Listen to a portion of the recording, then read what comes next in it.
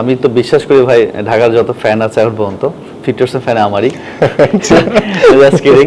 কারো চোখে তো ব্যাড বয় হতে পারি, কারো চোখে গুড বয় হতে পারি, বাট টু বি অনেস্ট আমি ন্যায্য কথা বলি এবং যেটা বলে যে সোজা সোজা কথা বলার জন্য আমি সবসময় প্রস্তুত। এর জন্য যদি ব্যাড বয় হতে হয় আমার কোনো সমস্যা নেই। Welcome to Dhaka Capitals. Sabbir ভাই, কেমন লাগছে আপনার? থ্যাংক ইউ ভাইয়া, থ্যাংক ইউ সো মাচ। আসলে খুব এক্সাইটেড, খুবই ভালো লাগছে। আমার থেকে ভেরি এক্সাইটেড হচ্ছে আমার ফ্যামিলি মেম্বার্স, ওরা খুবই এক্সাইটেড এবং এটাই আমার বাকি ছিল যে ঢাকা হয়ে একবার বিপিএল খেলবো, সেটাও ইনশাল্লাহ পূরণ হয়ে যাবে। ভালো লাগছে, খুব ভালো লাগছে। লাস্ট সিজনে তো ভাই আপনি দল পাননি, নিশ্চয়ই খারাপ লেগেছে।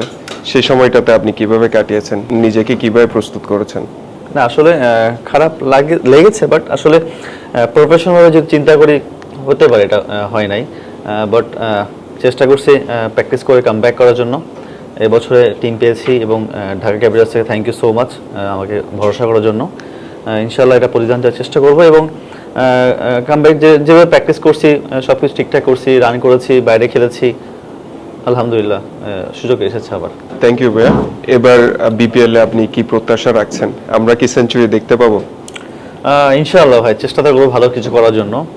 যেহেতু ব্যাটসম্যান, সেঞ্চুরিতে করার চেষ্টা করবো ইনশাআল্লাহ, বাট আনফর্চুনেট যদি না হয়, বা চেষ্টা করবো যে নিজেকে মেলে ধরার জন্য, কাম ব্যাক করার জন্য এবং ঢাকার হয়ে যেন ম্যাচ জেতার জন্য পারফর্ম করতে পারি ইনশাআল্লাহ। আপনার জন্য ভাইয়া লাস্ট কোয়েশ্চেন। অনেকেই বলে Sabbir is a bad boy, so এই যে Sabbir is a bad boy, এটা মানে কি? আই ডোন্ট নো আসলে অ্যাকচুয়ালি মানুষ কেন বলে, but is a funny things. আসলে সবার চোখে হয়তো বা সবাই ভালো না হইতে পারে, কারো চোখে তো ব্যাড বয় হতে পারি, কারো চোখে গুড বয় হতে পারি, বাট টু বি অনেস্ট আমি ন্যায্য কথা বলি এবং যেটা বলে যে সোজা সোজা কথা বলার জন্য আমি সবসময় প্রস্তুত। এর জন্য যদি ব্যাড বয় হতে হয় আমার কোনো সমস্যা নেই। চেষ্টা করবো এটাকে কন্টিনিউ করবো আর কি। যেটা প্রতিরোধ করতে চাই, আমি সবসময় প্রতিবাদ করতে চাই খারাপের উপর, খারাপ এগেনস্টে। তো হইতে পারে এটা ব্যাড বয়, বাট এটা আমার কাছে ভালো লাগে আর কি, তো সমস্যা নেই আমার কাছে। আমি তো বিশ্বাস করি ভাই, ঢাকার যত ফ্যান আছে এখন পর্যন্ত 50% ফ্যান আমারই। Just kidding.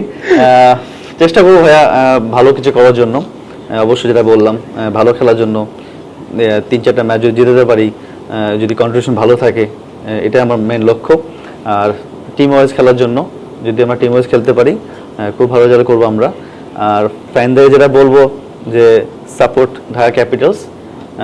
Thank you so much, এতদিন ধরে সাপোর্ট করেছেন আমাকে।